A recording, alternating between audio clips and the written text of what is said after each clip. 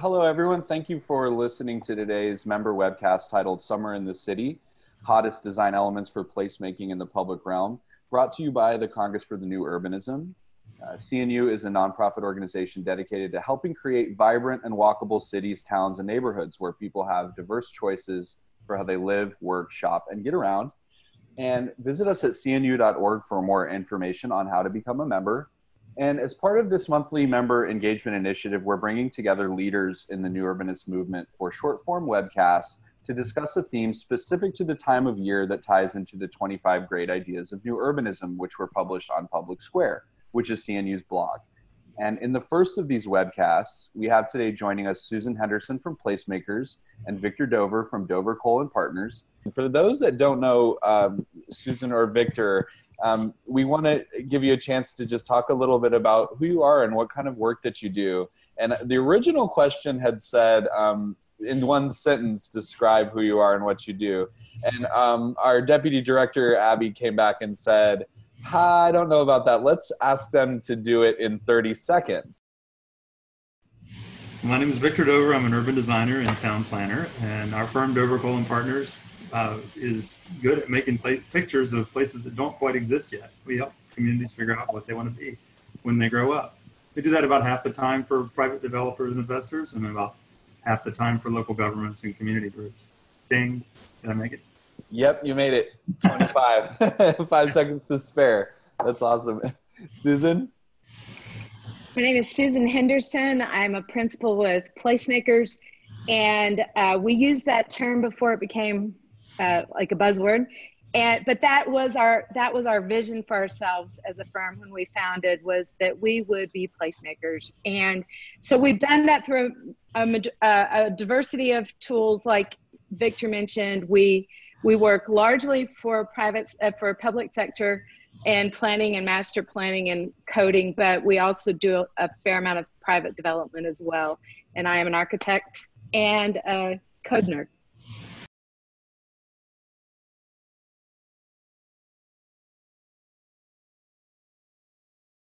Now it comes down to our next question, which is kind of a challenge question, and I think we can start with Susan. This is a really narrow question, but it is a challenge question, so I think it's okay. You can say, Susan, you can have only one element to create a strong public realm. What element would that be for you? It's a good question. I don't think you can do it with just one, but if there's only one thing, I think for me, I vacillated with a number of different options. I thought about enclosure. I thought about active frontages. But I think the critical thing, like Victor was just describing, in some of the spaces he loves in Charleston, also for me with Plastofine and even Savannah, I think the one crucial element, especially when it's hot in the summer, is the tree canopy. And especially in places like Savannah, for example, and Charleston, with the magnificent live oaks, and the fact that your average street tree there is entirely different than it is in most of the world. It doesn't take as many because those canopies are so magnificent, but it adds a level of not only comfort and microclimates that make the deep south and the high humidity actually tolerable. But so there's the shade of just the sense, the biophilia, that's really what it boils down to, is we are drawn as humans to plant life. And there's so much about it that makes us healthier and happier, and as well as more comfortable. So if I started with any one thing, I think it would be the tree canopy. Yeah, a little confessional. I have a whole TED talk on street trees. With street trees, this is a really important thing to me. And I think Susan's right, that if you could really only pick one thing to use to begin the process of civilizing the public realm, it would be the trees. Because when all the buildings aren't there, it's often the street trees that form the sense of order and space shaping that is a stand-in for more of that will be done by architecture over time. And the trees are the evidence, the most important evidence that the human hand was involved in the geometry of this place. So that leads us into our last question, which I think is a very fascinating question that a lot of people in the new urbanist community love to kind of opine over. And that's really like, what are the biggest barriers today to the work that you do? What are the things that we can collectively work towards overcoming in order to instill better urbanism across our communities?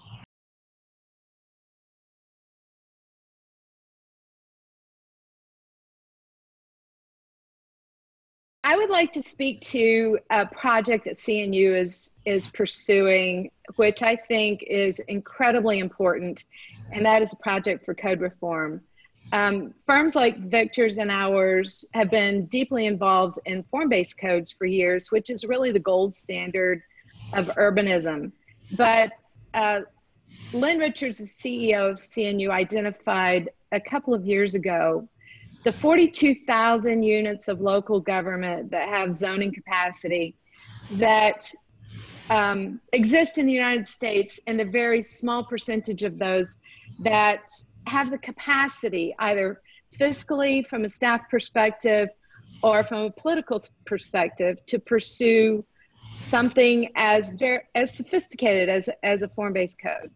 And so she dreamed up this initiative for CNU to pursue zoning reform that would create walkable, mixed-use, lovable, sustainable places. And how can we do that at the level of acupuncture rather than surgery? And how do we just tweak the little things to make places better? And really, zoning is the biggest barrier. Land use is the biggest barrier that we've seen to creating lovable, livable places. And I applaud CNU and Lynn for what I think is a major project that is incredibly important. And just being able to understand that there are different levels of capacity at the local government, and to find solutions that work for the context. And I think that's my current passion, in being able to find solves or hacks for the folks that can't hire me to do it. The one I'm going to name expresses itself in the zoning arena, where gladiators like Susan are duking it out over zoning. So we did that too. But I think the umbrella topic is fear. There's fear of growth and change, in particular, fear of development, of real estate development, fear of infill development, fear of greenfield development, fear that, and it's because Americans are kind of conditioned, I think at this point, to be suspicious of growth and change. What the worst thing about being in the first half of the 21st century is that the second half of the 20th century came right beforehand. Now the reputations of everybody involved with development and with growth and change. And the reason they're conditioned to be fearful of growth and change is because they look around at the built evidence that supports their doubt, their sense that growth and change will make things worse rather than better. They doubt that growth and change can make things better rather than worse. And they might cite traffic, they might cite schools, they might cite the conflicts between the been heres and come heres if they're in a rapidly growing place. There's all sorts of lashing out to actually try and find the source of this fear. But I think if we can do one thing as a movement, the new urbanists' job ought to be to restore confidence among ordinary Americans that growth and change can make things better rather than worse, that the change can be a trade-up, that when we fill in the blanks on that, say that vacant lot on your main street, that the main street will feel more whole and more complete and be a nicer place to stroll and to live your life than it was when there was just a vacant lot there.